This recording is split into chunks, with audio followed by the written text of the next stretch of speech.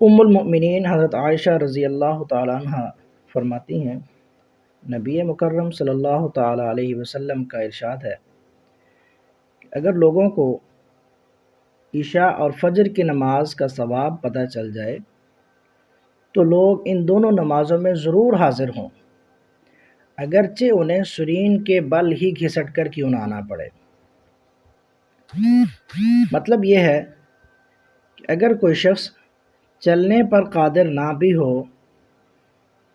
تو اگر اسے گھسٹ کر ہی کیوں نہ آنا پڑے تب بھی وہ ان دونوں نمازوں کے لیے ضرور حاضر ہو۔ حدیث مبارکہ میں عشاء اور فجر کی نماز کی بہت فضیلت آئی ہے، اور وجہ اس کی یہ ہے کہ یہ دونوں وقت نیند اور سستی کے ہوتے ہیں، اور آرام کو چھوڑ کر عبادت کے لیے جانا نفس پر بہت زیادہ بھاری اور بوجھل ہوتا ہے، اور جو عبادت نفس پر جتنی زیادہ مشقت والی ہو، اللہ پاک کے ہاں اتنا ہی اس کا ثواب زیادہ ہوتا ہے۔